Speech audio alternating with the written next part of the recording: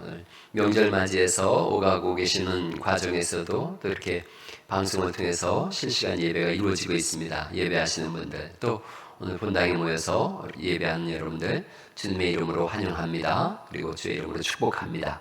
예배 속에 하나님의 은혜가 강하게 임하기를 간절히 바랍니다. 오늘 이 말씀은 우리가 너무나 잘 아는 말씀이지만 이 속에도 아주 깊은 뜻들이 숨어져 있습니다. 인간, 사람을 향해서 사람 호모 비아토로 이런 말을 써요. 호모 비아트로, 길을 가는 사람이다. 길 위의 인생이다. 이런 표현을 써요. 모든 사람들이 길을 갑니다.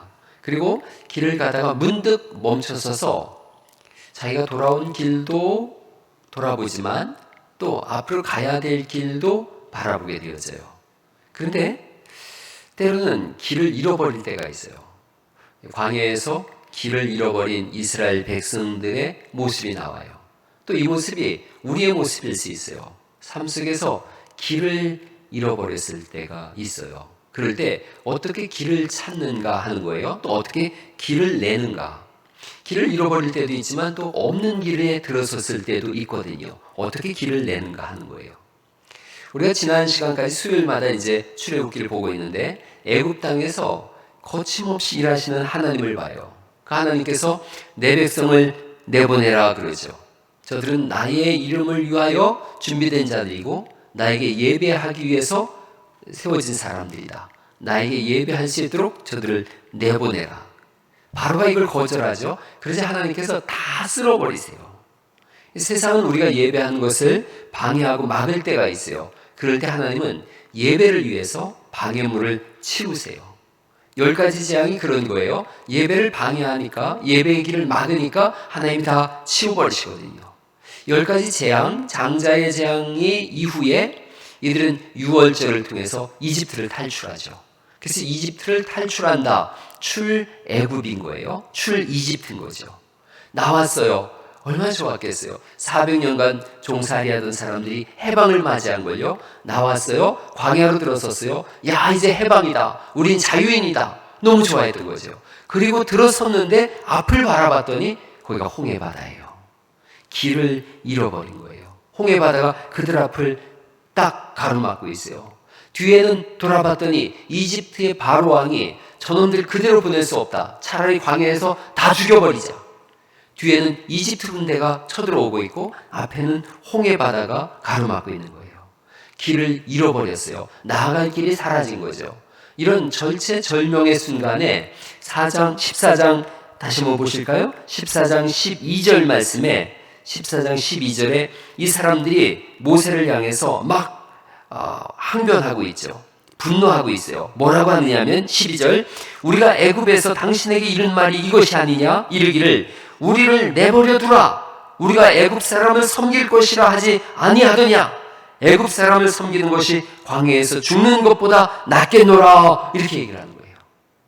앞에는 홍해바다요, 뒤에는 이집트 군사니까 죽는 것보다는 노예대로 사는 게 훨씬 낫었는데 왜 우리를 꼬드겨가지고 광야에 와서 다 죽게 하느냐?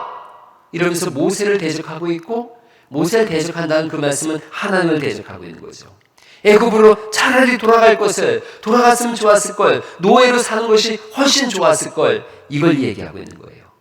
여기에 대해서 모세가 새로운 제안을 합니다. 13절 말씀이에요. 13절 이렇게 되어지죠. 모세가 백성에게 이르되 너희는 두려워하지 말고 가만히 서서 여호와께서 오늘 너희를 위하여 행하시는 구원을 보라. 이렇게 선포하고 있어요. 두려워하지 말라. 두려워하지 말라. 알티라우라고 하는 히브리어를 썼어요. 좀 이따 제가 말씀드릴 거예요. 알티라우. 두려워하지 마라. 신앙의 가장 큰 장애물이 뭐냐? 두려움이에요. 공포와 두려움. 이게 신앙의 길을 나가는 데 있어서 장애물이에요. 신앙과 두려움. 이건 양극단에 서 있어요. 믿음으로 살면 두려움이 사라져요. 두려움에 휩싸이면 믿음이 사라져요. 그래서 이 두 싸움을 하는 거예요. 오늘날 인생살이 속에서 두려움이 우리를 점령할 때가 있고 믿음이 두려움을 이길 때가 있어요. 두려움에 사로잡히면 믿음은 다 사라져버려요. 두려움에 사로잡혔을 때 사람들은 길을 잃어버려요. 여러분, 베드로가 예수님을 바라보면서 무리를 걸어오시는 예수님 보시고 주님, 저도 무리를 걸어가 보고 싶습니다. 예수님께서 오라 그러시죠. 베드로가 예수님 바라보고 걷다가 물결을 바라보며 두려움에 휩싸였을 때 그 속으로 빠져들어갔어요. 그러니까 두려움이 우리를 장악하면 신앙을 잃어버려요. 성경이 우리에게 이렇게 말씀하세요. 두려워하지 말라. 가만히 서서 하나님이 오늘 너희를 위하여 행하시는 일을 봐라. 오늘 하나님이 너희를 위하여 일하실 거다. 오늘 바다는 갈라질 것이고 오늘 너희는 구원을 얻을 거다. 이 성경이 오늘이 너희의 날이 될 거다, 이걸 표현하고 있어요. 성경의 시간은 언제나 오늘이에요. 바로 지금이에요. 지금 하나님이 구원하실 거고, 지금 건져내실 거고, 지금 바다를 가르실 거고, 지금 너희를 구원해내실 거다. 바로 지금이다. 지금 이 순간이다. 그런데 그 지금 하나님의 구원의 역사를 누가 누리고 누가 보는가? 믿음으로 두려움을 이겨내는 사람이에요. 여러분, 이 혼란한 시대 속에 믿음을 가지고 두려움을 이겨내는 은혜가 있기를 간절히 축원합니다. 믿음이 강하면 강할수록 두려움과 공포는 사라져요. 그래서 신앙생활에 있어서 믿음이 커지는 것이 얼마나 중요한가. 이 세상의 흉흉한 풍파와 두려움을 이길 수 있는 유일한 길은 믿음밖에 없어서 그래요. 주님이 우리에게 자꾸 믿음을 강조하세요. 이겨낼 수 있는 길이 뭐냐? 믿음이다. 죽음 앞에 섰을 때 사람들이 가장 두려움과 공포를 느끼는데 그 두려움과 공포를 이겨낼 수 있는 게 뭐냐?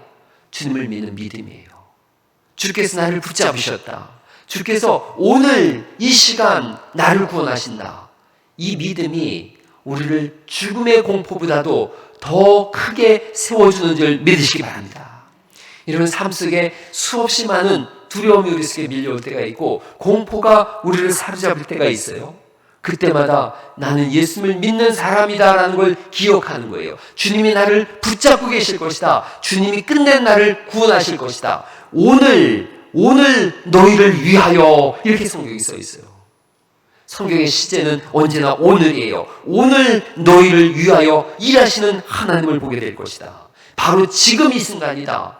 그러면서 우리에게 요구하는 말씀이 있어요. 가만히 서서, 이렇게 말씀하세요. 너희는 가만히 서서, 히트 야제브라는 표현이에요. 히트 야제브, 가만히 서 있어라. 명사가 마제브예요. 야제브는 동사예요. 서 있어라 이런 거고, 섬, 이거는 마제바예요. 마제바, 섬, 서 있어라 이런 거예요. 이게 깊이 박힌 기둥, 석주라 그러죠. 깊이 박힌 기둥을 쓸 때에 마제바라는 표현을 써요. 두려움이 밀려올 때가 있고 공포가 사로잡힐 때가 있다. 그때에 요동할 것도 아니고 흔들릴 것도 아니고 하나님을 바라보고 기둥처럼 우뚝 서 있어라, 이런 거예요. 신앙은 뭔가 하나님을 신뢰하면서 흔들리는 세상 속에 우뚝 서 있는 것, 굳게 서 있는 것, 그게 믿음인 줄 믿습니다. 오늘 우리가 믿음을 갖는다 그래요. 그러면 이 흔들리는 세상 속에서 우뚝 서 있는 거예요. 언제? 오늘, 바로 지금 이 순간. 우뚝 서 있어서 하나님이 행하시는 일을 지켜봐라. 그 역사의 현장에서 오늘 하나님이 어떤 일을 행하시는지 지금 봐야 되지 않겠느냐. 이걸 말씀하시면서 출애굽기 14장 13절에 이렇게 써 있습니다. 다시 한번 이 말씀 읽어볼까요? 출애굽기 14장 13절 말씀, 시작. 모세가 백성에게 이르되 너희는 두려워하지 말고 가만히 서서 여호와께서 오늘 너희를 위하여 행하시는 구원을 보라. 너희가 오늘 본 애굽 사람을 영원히 다시 보지 아니하리라, 이렇게 말씀하세요.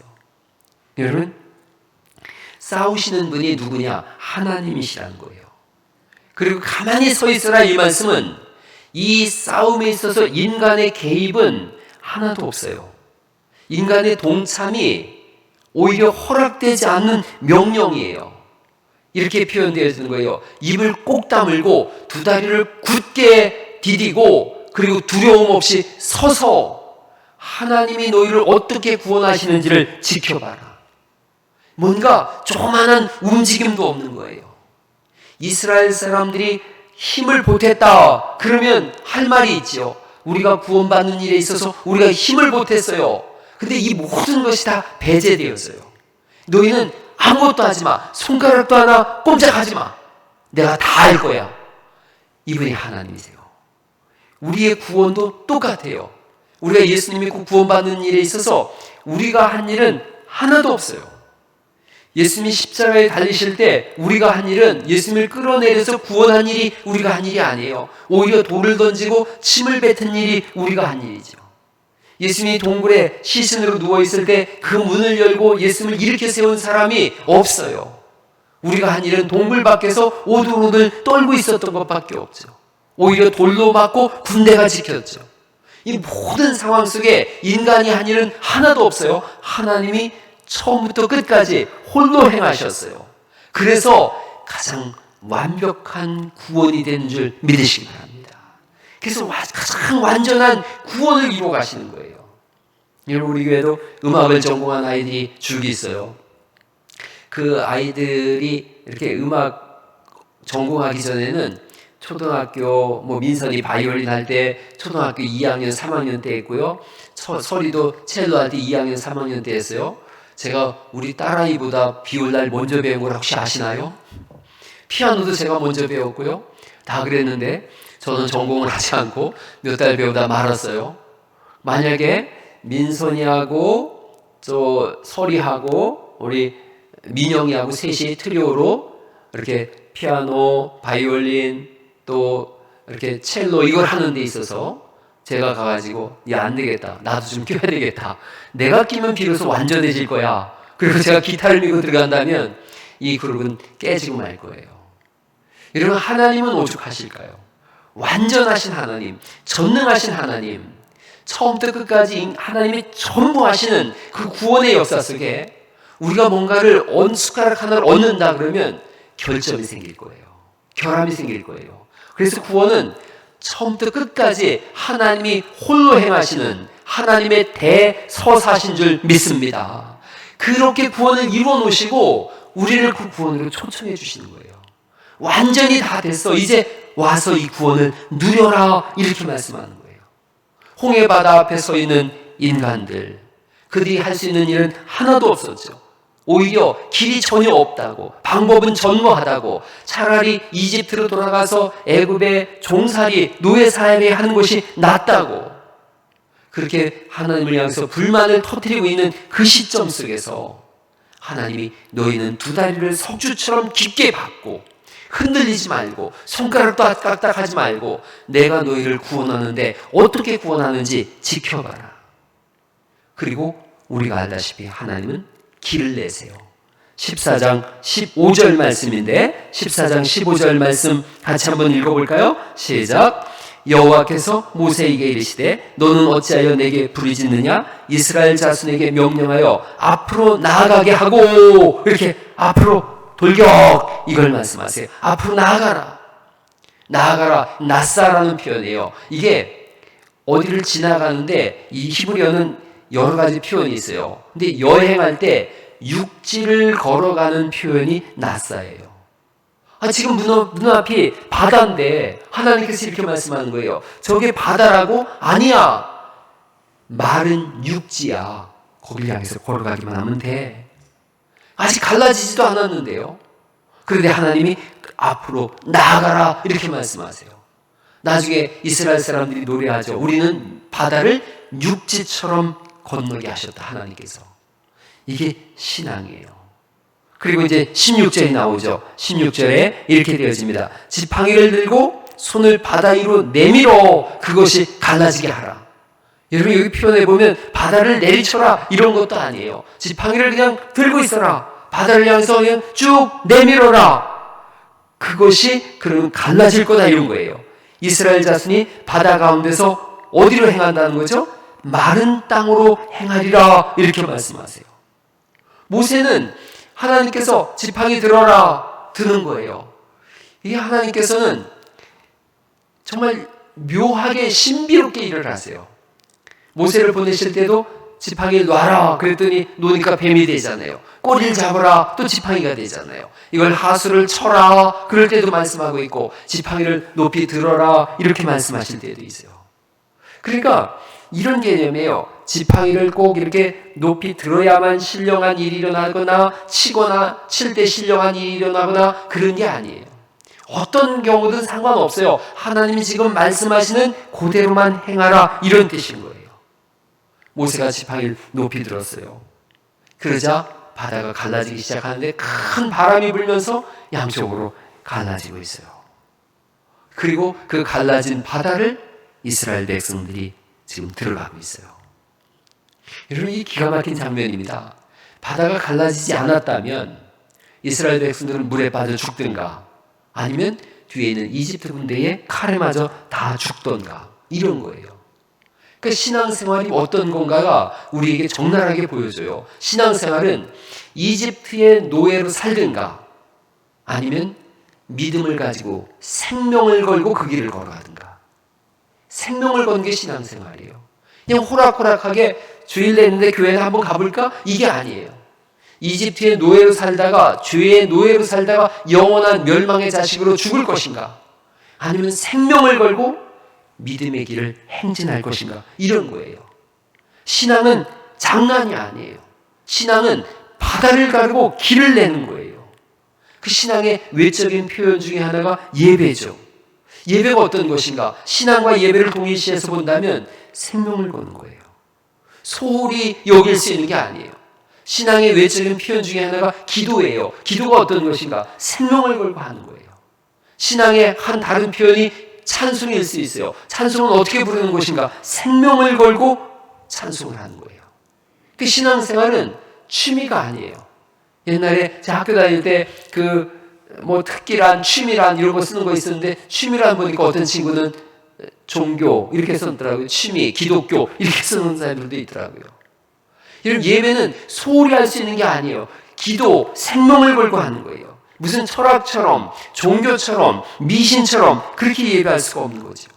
생명을 걸고 이 길에 들어선 거예요. 애굽의 이집트의 군대에게 칼을 맞아 죽든가 아니면 홍해 바다에 빠져 죽든가, 그것도 아니면 바다를 가르고 육지처럼 걸어가든가. 이게 예배예요. 이게 신앙이에요. 저는 이 예배할 때 제가 극도로 예민해져요. 그래서 이 음향에 꼭 신경을 쓰고 잘 들리느냐고도 묻고 그래요. 이 예배할 때 줄 하나 이런 것까지도 온통 다 신경 써요.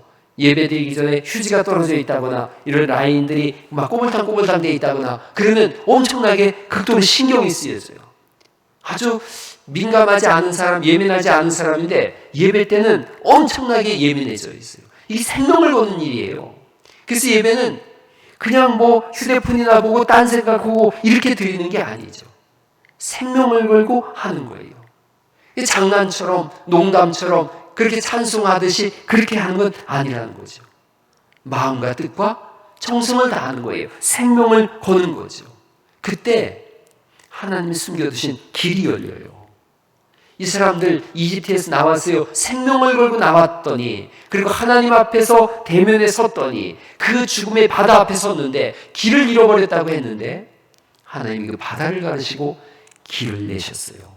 14장 21절 말씀 보면 큰 동풍이 계속 불어서 바다가 물러가게 되고 물이 갈라지고 바다가 마른 땅이 됐다. 그리고 이들은 밤에 바다를 건너요. 나중에 이제 성경은 더 나중에 말씀드리겠지만 밤이 됐어요. 바다가 갈라졌어요.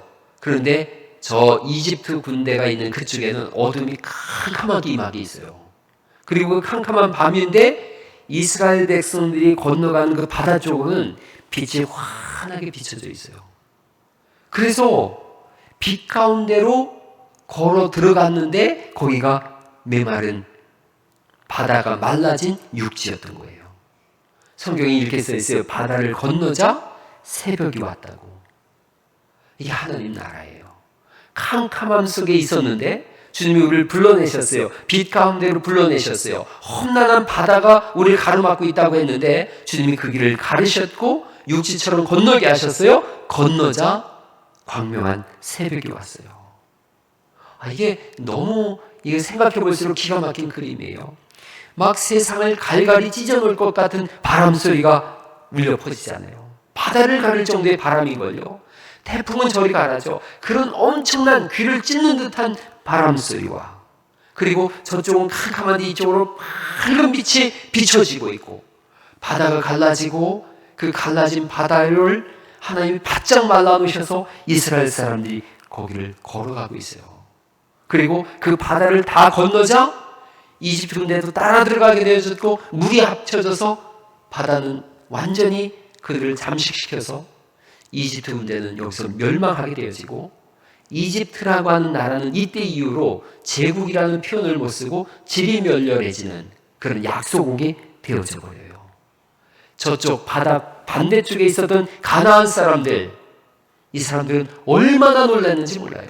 여호수아에 보면 그들이 간담이 녹았다 그랬어요. 어떤 이상한 무리가 있는데 광야 40년을 그들이 지냈다고 하더라. 광야 40년, 광야엔 아무것도 먹을 것이 없는데 뭘 먹나 소식통이 들어오는데 밤에 뭔가 이상한 기운 같은 것이, 바람 같은 것이 불더니 아침에 보니까 가시 같기도 하고 뭔가 알 수 없는 열매들이 거기에 생겨났고, 이 사람들이 이걸 빻아서 빵을 먹기도 하고 구워 먹기도 하고 쪄 먹기도 하는 그런 걸 먹으면서 광야 40년을 지나더라.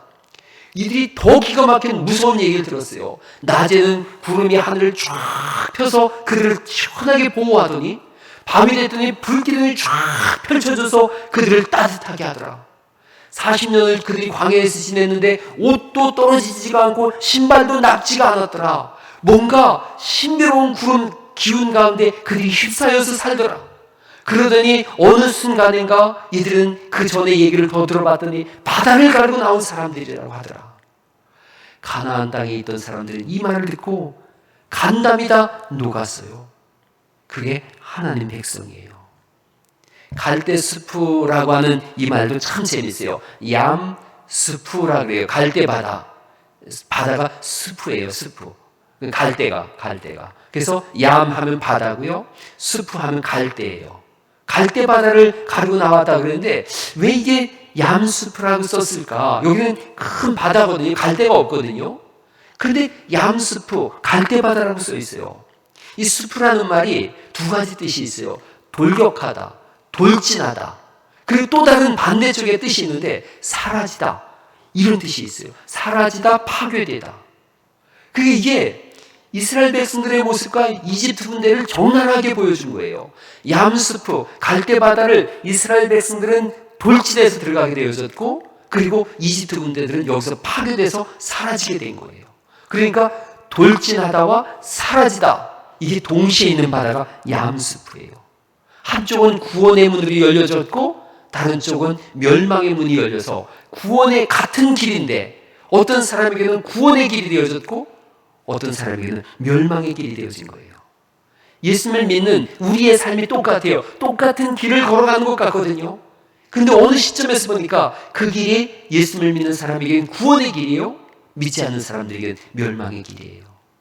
예수님이 이렇게 말씀하셨어요. 두 사람이 집을 졌다. 둘 다 집을 똑같이 진 걸요. 집을 질 때는 아무도 몰랐어요. 똑같이 집을 졌는데 어느 날 창수가 나고 바람이 불고 큰 물이 들이쳤더니 반석 위에 지은 집은 그대로 있었는데 모래 위에 지은 집은 다 떠내려가고 하나도 없이, 흔적도 없이 사라졌더라. 집을 진 건 똑같았는데 이 세상에 사는 삶은 똑같이 산 것 같은데 반석 위에 그리스도 예수님을 믿는 믿음 위에 산 사람과 이 사라질, 안개처럼 사라질 모래 위에 세상에 집을 지은 사람의 모습이 다르더라는 거죠. 하나님 안에서는 빛이요, 하나님 밖에서는 어둠이었던 거예요. 하나님 안에서는 돌진이요, 하나님 밖에서는 사라짐이었던 거예요. 하나님 안에서는 바다를 가름이요, 하나님 밖에서는 바다가 합쳐서 그들을 삼킨 거예요. 이것은 역사의 사실이에요. 하나님께 속한 자는 이렇게 살 것이요, 하나님께 속하지 않은 자는 이렇게 망할 것이다라는 것을 보여주고 있는 거예요. 그리고 이 사건은 역사의 마지막에 다시 한번 재현될 거예요.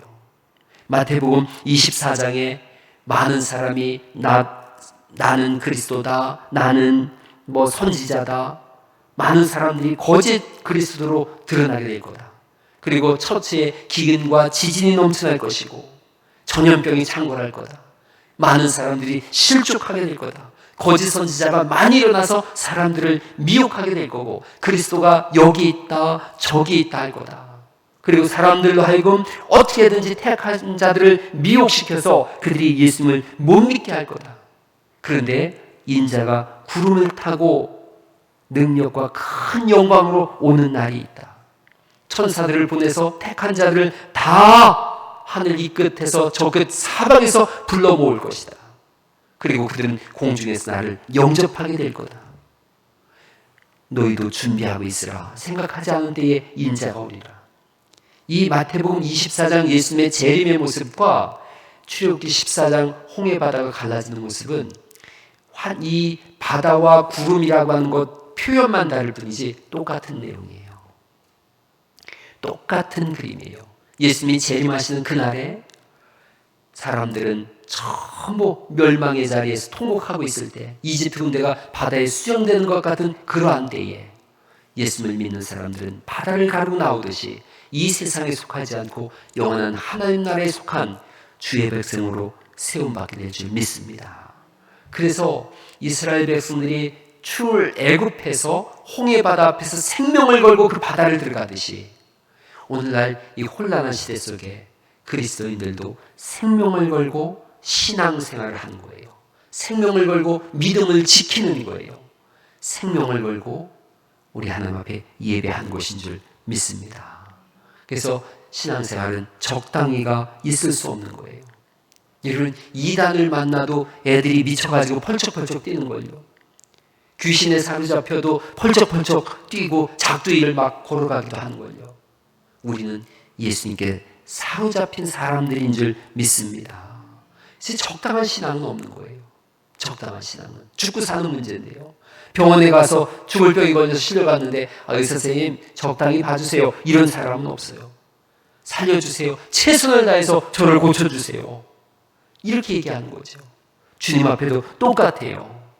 이 세상에서의 생명도 그렇게 소중한데 영생을 사는 생명인걸요. 주님, 저를 구원하셨으니 저는 주께서 구원하신 이 생명 가지고 주님의 일을 최선을 다해서 감당하고 주의 백성으로 살아가겠습니다. 그래서 우리는 예수님께 미친 사람들, 예수님께 생명을 거는 사람들인 줄 믿습니다. 오늘 저는 시작할 때 이런 말씀을 드렸어요. 인간이 어떤 사람들인가? 길 위의 사람이다. 그래서 길 위를 걸어가다 보면 어느 날인가 길을 잃어버릴 때도 있고 길이 없는 곳에 갈 때도 있어요. 그때 우리가 다시 시작해야 될 것이 뭔가? 하나님을 다시 찾는 거예요. 그리고 바다처럼 길이 없다고 하지만 믿음을 갖고 뛰어드는 거예요. 그러자 하나님은 길이 없는 그 바다 속에 새롭고 산 길을 숨겨놓으셨다가 믿음으로 뛰어드는 자들을 위해서 그 길을 열어놓으시는 줄 믿습니다.